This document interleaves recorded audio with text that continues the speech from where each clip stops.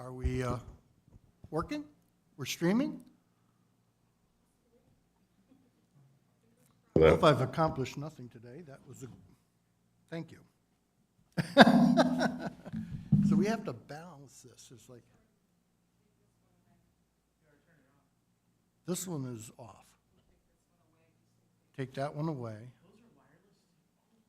Oh, yes, this is, oh, yeah. For those who are out there in streaming land, this is, whew, laser projector. Yeah. Your tax dollars at work. ARPA money at work or something like that. I'm not sure what taxes. Okay. Whoa, Betsy. I know I want to be heard, but holy cow. Is that good? Is that working? How's that? That's good? Testing? Okay, that's good. I'm good with that. Okay. Oh, Jason is calling me again. Yes, Jason. Are you calling me again? I can't hear you. I can hear you on my phone. The Teams is not working at all. Okay, let me just put you on speaker. All right, so let's, we're going to try that. Let me turn you up. All right? It was working. It was momentary working. Okay. I will call the Southbury Board of Selectmen regular meeting July 7th, 2022 to order at 7:06, and if we could have the Pledge of Allegiance. I pledge allegiance to the flag of the United States of America and to the republic for which it stands, one nation, under God, indivisible, with liberty and justice for all. Okay, first thing we have is a presentation by the EDC Arts and Culture Subcommittee. So if you'd like to come up.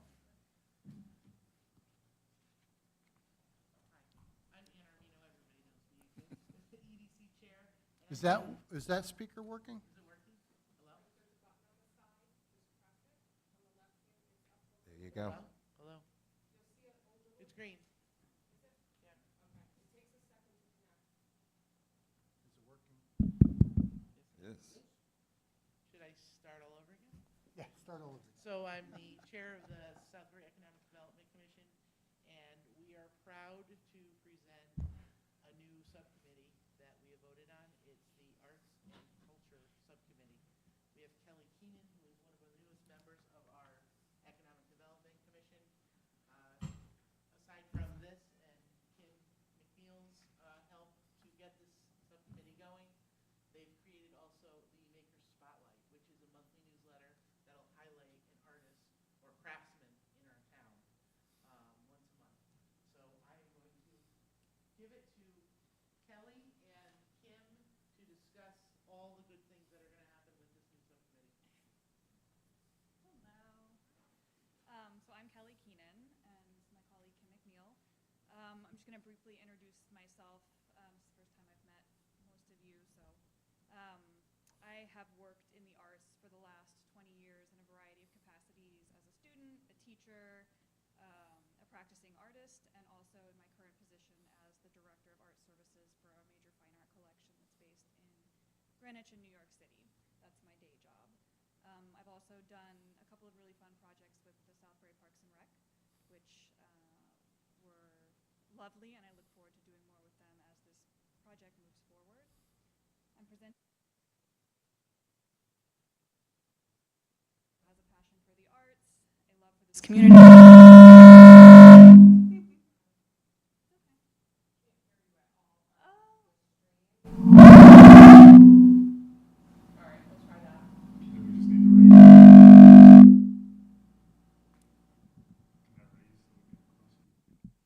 Yeah, do you want me to?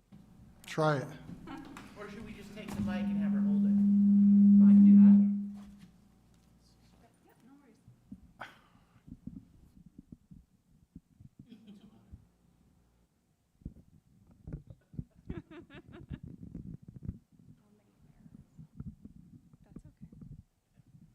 Is that better?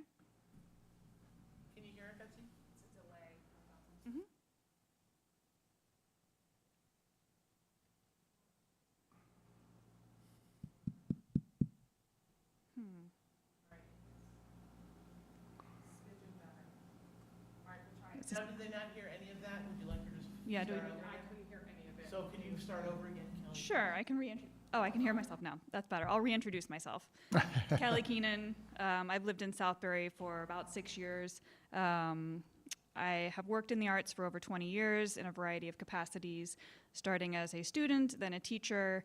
I am a practicing artist. I do painting and pottery on the side, and my day job is the director of art services for a fine art collection that's based in Greenwich and New York City. I'm presenting with Kim McNeil, who we have been collaborating on this project for over a year now. Kim has a passion for the arts, and she's extremely organized, which I think has been very beneficial to this endeavor. I know we don't have a whole lot of time, so I'm going to give a quick overview of our vision for this committee, including our goals and timeline, and then I'll hand it over to Kim to touch on the supporting data that helps explain why we think this is such a benefit to the community. Turn this on and click. Okay. So in broad strokes, the mission of the Southbury Arts and Culture Subcommittee is to serve under the SEDC as a central unifying organization that will promote, develop, encourage, and support the arts in our community. This graphic that we put together kind of illustrates the various entities in this town that we think would benefit from having this central organization. If you have somebody who has their eyes on everything that's happening in the town, you can better connect the dots, help these people find resources, get their messages out there while supporting each other and encouraging everybody's goals. An example, sorry, I pushed the wrong button. Yeah. That's a laser pointer. Yep. Okay. One example that we like to use when explaining this graphic is, say for example, we have a restaurant in town that wants to start featuring live music at their business. They can come to the Arts and Culture Subcommittee for a list of local musicians. Vice versa, if you're a local artist in the community and you're looking at taking the next step in turning your hobby into a business, they have the resources of the Arts and Culture Subcommittee along with the SEDC to help them take those next steps. From an organizational standpoint, we're looking at a subcommittee of 5 members and 2 alternates. Much like all the other organizations, we would meet at least once a month and then report back to the SEDC at their monthly meeting.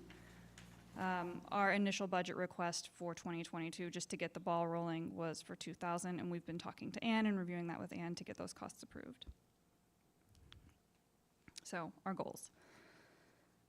Goal number 1 is to create diverse, accessible programming for all ages in this community. We would love to work more closely with Parks and Rec, for example, to expand their arts and culture offerings, helping them connect them with local artists who may be interested in teaching a class for Parks and Rec, or helping gauge community interest in various things that they would like to see more classes for. We'd also like, one of our goals is to facilitate a lecture series of practicing artists once a month, have them come and talk to people about what they do and why they do it. Oh. Hang on, sorry. Goal number 2 is to encourage community engagement in the arts. We would do this by hosting a variety of community art projects, establishing a public art program. For example, we like the idea of maybe featuring outdoor sculptures on the town green to help generate foot traffic and draw people down to Main Street. And we also want to continue to promote the hard work of the local artist community through things like the Maker Spotlight, maybe a quarterly newsletter or some kind of arts and culture directory for this town. Goal number 3 is to support local businesses and encourage economic growth. Oh, sorry. Goal number 3 is seek and support creative partnerships and collaborations within this community. And that goes back to the graphic of the web where everything is interconnected. We help people identify areas that they'd like to improve on or connect with other organizations in the town. Number 4, support local business and encourage economic growth. It has been well documented, and Kim will speak more to this, that arts events help generate foot traffic, which then benefits local businesses. We'd like to support and highlight these types of events and work towards establishing Southbury as a possible destination for arts and culture tourism. One idea we've been kicking around that we think would be pretty easy is connecting, again, local artists with local businesses and having a month where they help decorate a storefront or a window. And then again, you're getting people downtown to look at these really elaborate artistic storefronts, and then they're gonna go in the store and check it out. And then the last goal is to improve quality of life and community appeal. Southbury is a great place to live. It's where I'm raising my family. It's where many people choose to retire. We want to strive to enhance what we already have by giving local artists, makers, and organizations a place where they can really thrive, which then brings more recreational options to the table. I'll leave the finer details of that to Kim. So just to summarize my points, why do we think this subcommittee is so valuable? It enhances community appeal. It'll help attract new residents and keep existing residents satisfied. Arts events generate foot traffic. Arts and culture tourism is great for the local economy. Art in general is a unifying force that brings people together from all walks of life. It helps cultivate a sense of community identity and celebrates our local talent, which we have an abundance of. And it's beneficial to everyone, young and old. So before I hand it over to Kim, I'll just really quickly go through our timeline. We are in phase 1, which is the immediate kind of present moment, formally establishing this subcommittee with the SEDC. We are actively working on identifying committee members and volunteers who would be interested in helping this out. We will have, hopefully, our inaugural subcommittee meeting next month, once we identify all of the committee members.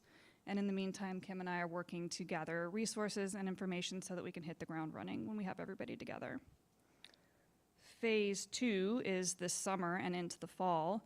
We want to establish our social media presence utilizing platforms like Facebook so that we are introducing ourselves to the community in that aspect and promoting upcoming art events. We will have a presence at CT Arts and Eats on August 27th as a sponsor of that event. We'll have a booth there. Kim and I will be there. We want to hand out information about our subcommittee and also have sign-up sheets for artists who are interested, community members who are interested. And we also hope to put together a small community art project at that event we can do. Restaurant Week is another thing that we are really hoping we can pull together for September, which may or may not include some kind of Southbury-specific coloring book for kids to do at the restaurants. It's one of my kids' biggest demands when we go out to eat. And then we've also been talking to Ed Edelson about the Home of the Brave event to see how we can support him in pulling that together. And then the last phase is 2022 and beyond. We hope to have some kind of presence at the 350th birthday celebration. In addition to expanding projects and programming, we have a master list of ideas that we want to tackle. We also want to explore the idea of eventually having a dedicated art space for this community. So with that, I'll hand it over to Kim, and then hopefully we have a little bit of time for questions if you have any. Okay. Hi, all. Hi. How are you? Good. The arts and culture idea is something that has been kicked around in Southbury for years. And can I be heard? Okay. I'm really excited to be able to help present this today, and I want to thank Ann Armino and the Economic Development Commission for having the vision and leadership to help make it happen. Looking forward to doing more with this in the future. Our biggest concern as we move forward is going to be making sure that we address some of the issues that have been brought up in Southbury. When it comes to our plan of conservation and development, and this Strategic Planning Commission had done studies showing that one of the things that people are most concerned about with Southbury is having more things to do. And I think that an Arts and Culture Commission can help address some of those concerns. It will also improve quality of life in helping to combine efforts of all the amazing groups that we have in Southbury. We have the Historic Commission, we have Artistic, we have the high school and the elementary schools and the middle schools, who all are wonderful community groups. And an Arts and Culture Commission can help bring that together and create, where they say the whole is greater than the sum of its parts, help with that.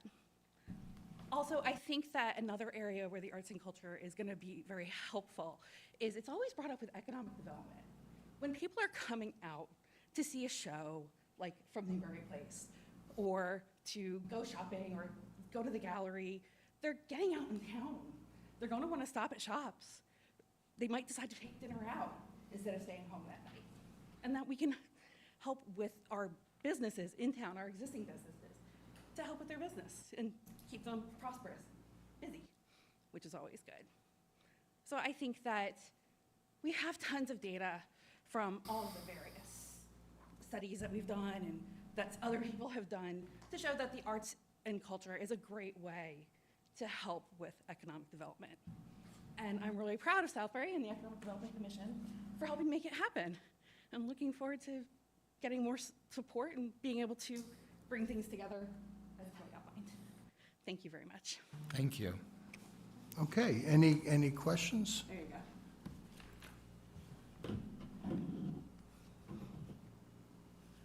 This is a study that was, a national study that was done, but primarily in Connecticut. For every dollar invested in the arts, it returns $9 in state and local revenue. So Connecticut is big into the arts. It's in the Sustainable Connecticut Plan.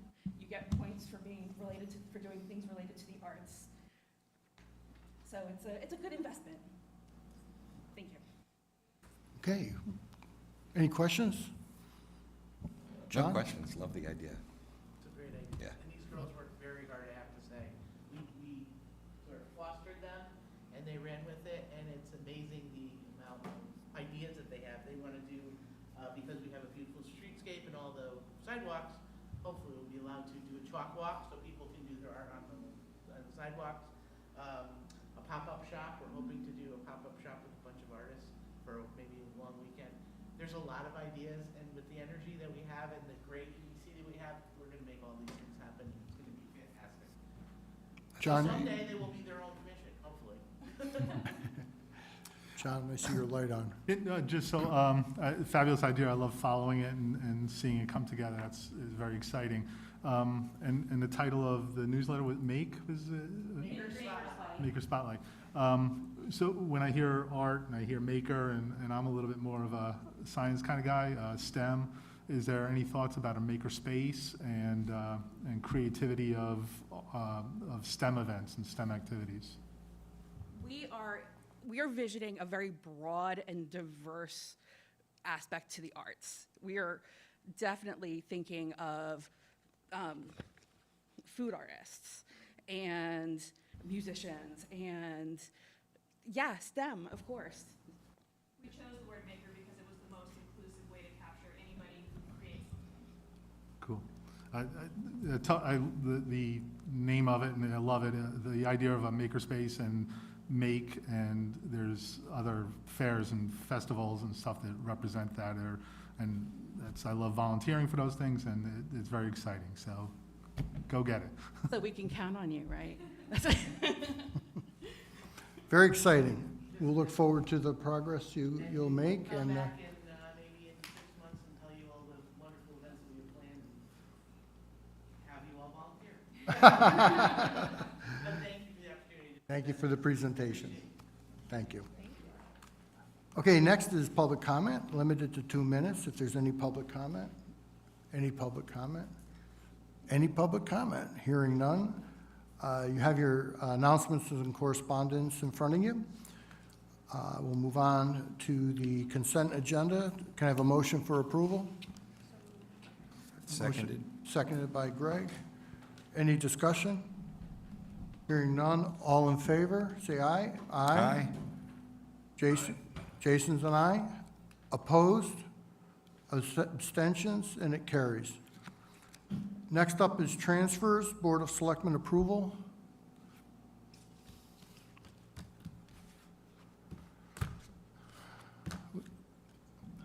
Motion to approve transfers as documented.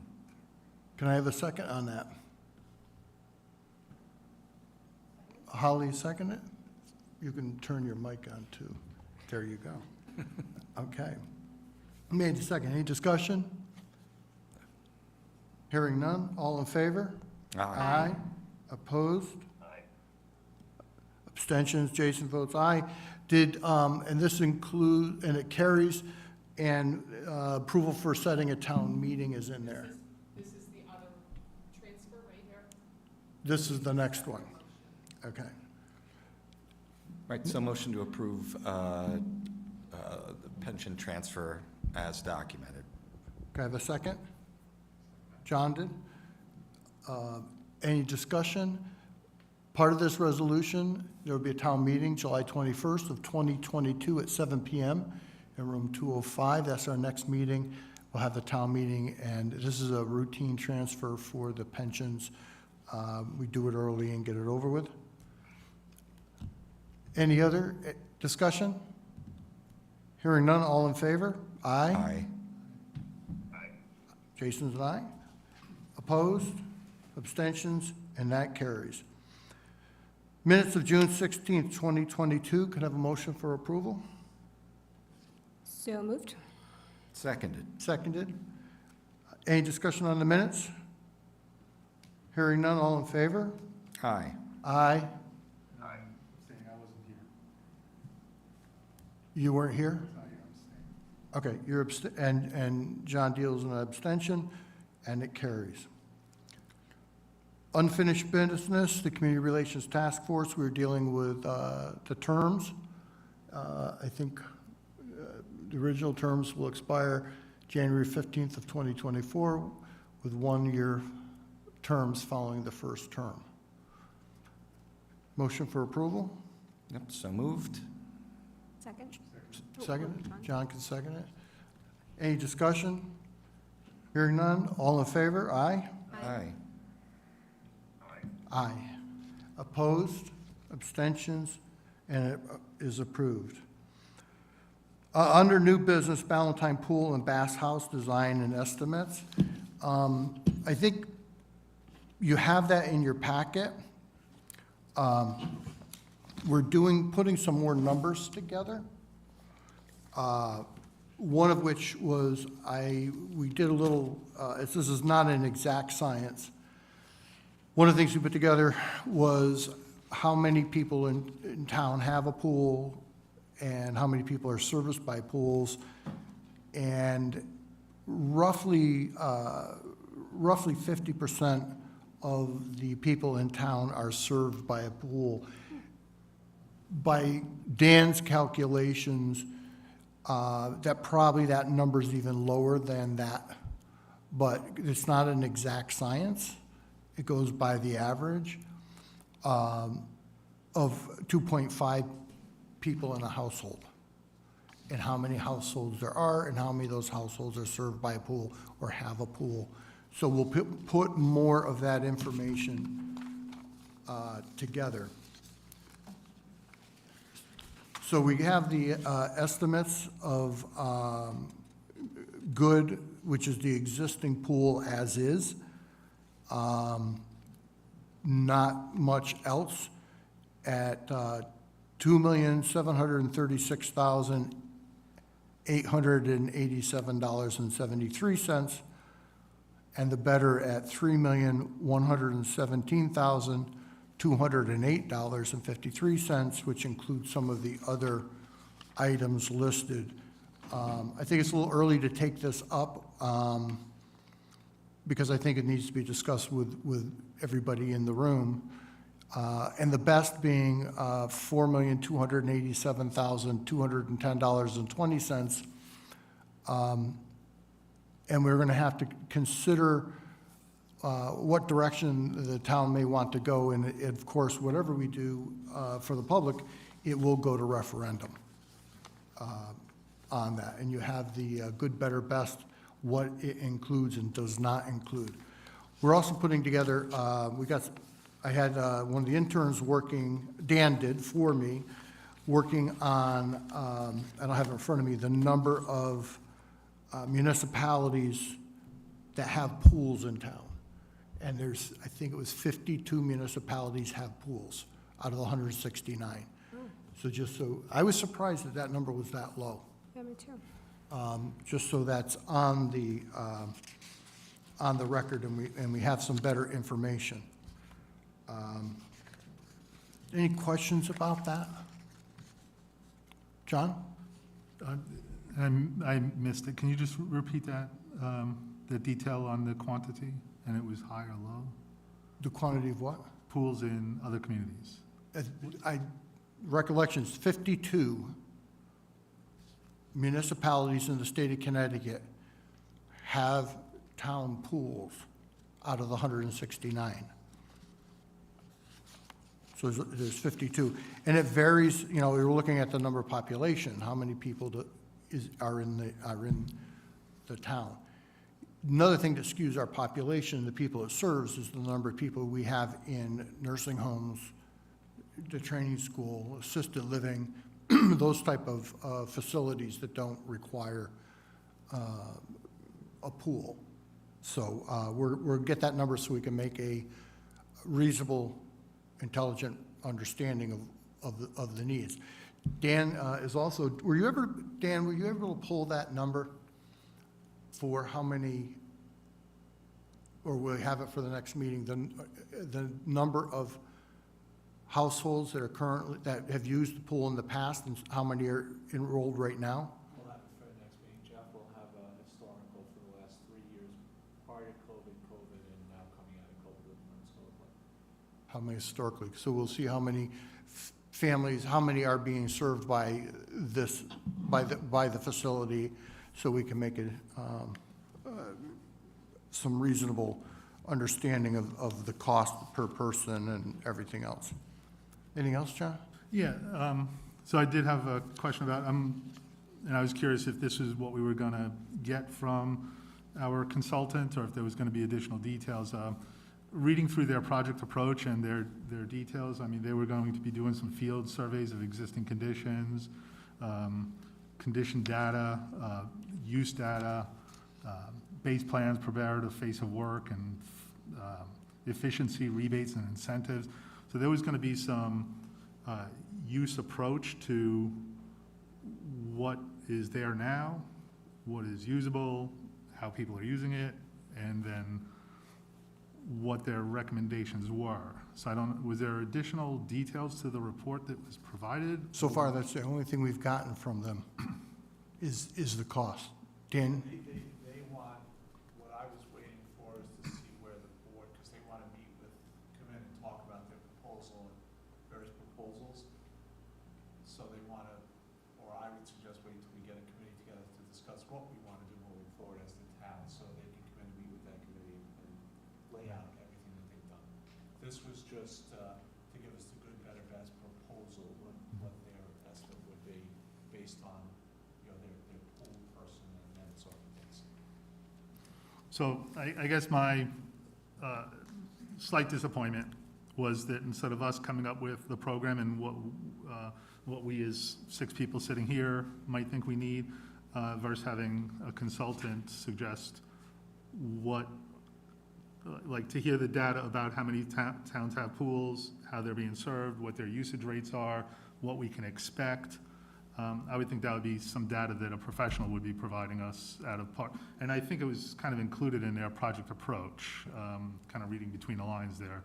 So, I mean, what I was hoping to see, and maybe this is just the beginning of it, just a splash, and then we're going to see this moving forward, is from the design professionals, and they mention it here, the rebates, the grants, incentives, efficiencies for better and best. Like, if we do good, but we build better or best, are we getting efficiencies, electrical efficiencies, timing efficiency, use efficiency? And I'm just, adding to that I would expect to see some of that detail. And then I assume that when we talk about it, we're going to get some information for, an article in the newspaper talked about, is this going to cost us by the time we're done with paving, $5 million?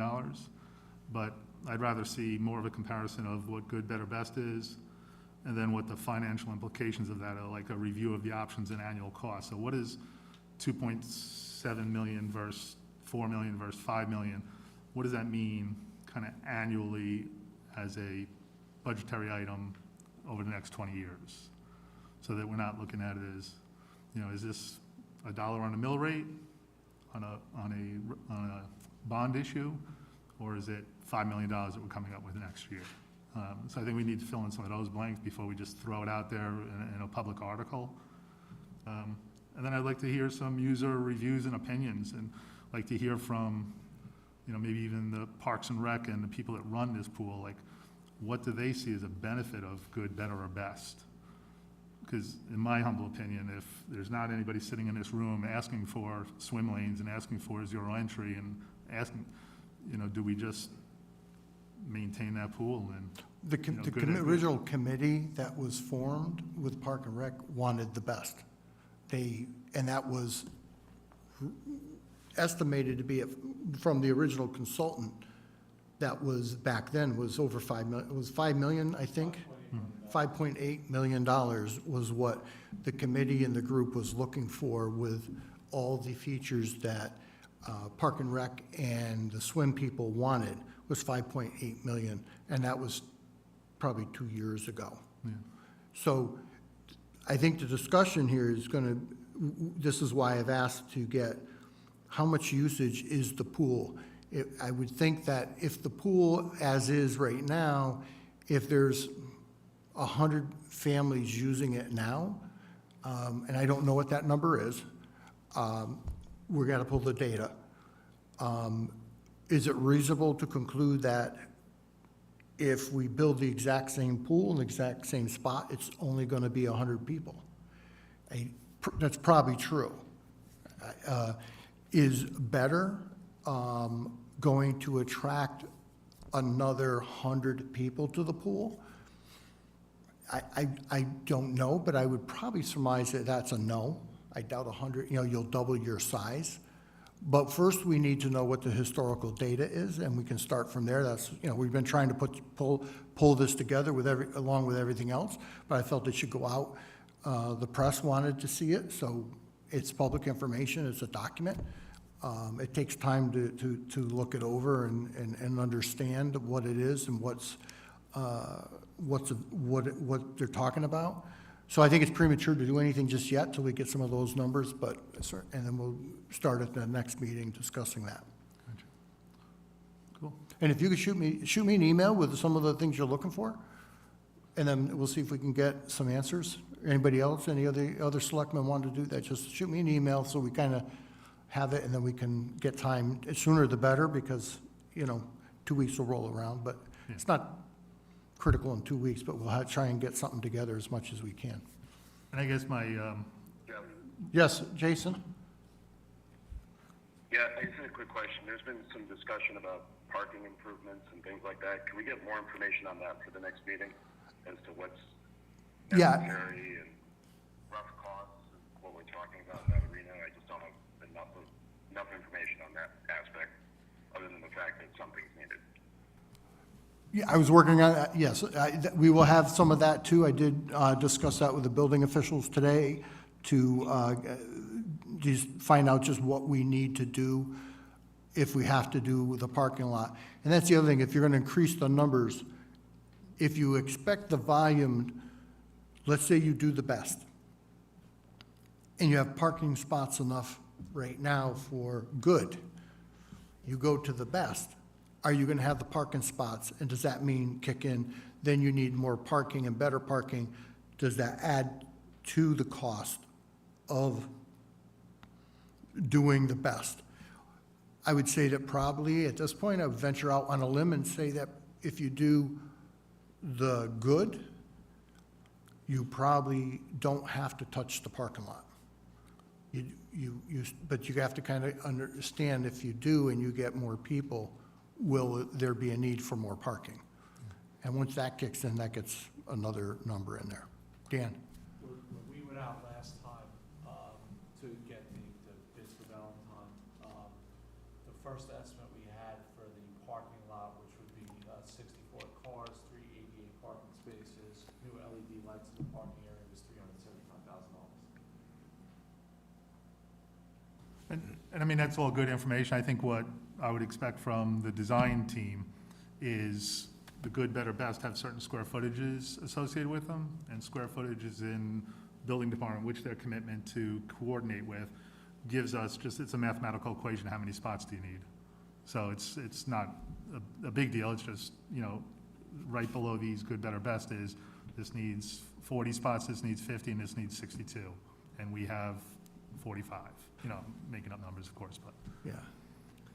Greg? Yeah, I'm just kind of wondering, and maybe it's getting ahead, and that's fine if that's what it is, just let me know. the approach to, you know, having a group, a task force or whatever committee put this together, and we're looking at good, better, best. I get it that when it comes to pool size, sorry, this is really loud. When it comes to pool size, I think good, better, best is gonna be what it is. If you want good, the pool's gonna be this. If you want best, this is what the pool's gonna be. But I think there's some other things in that list that could potentially be kind of like, forgive the phrase, à la carte items where, yeah, I like, you know, just saying, I like best, but I don't like this in best. Is there going to be an approach where we can à la carte certain things and say, well, I like this plan, but can we tweak this plan? So on the financial side, those things are pretty much listed in there. So if you're looking at the financial number of what would we save if we did not do this? Because I really don't think we need that. Then you can kind of extract that number out of that. Okay.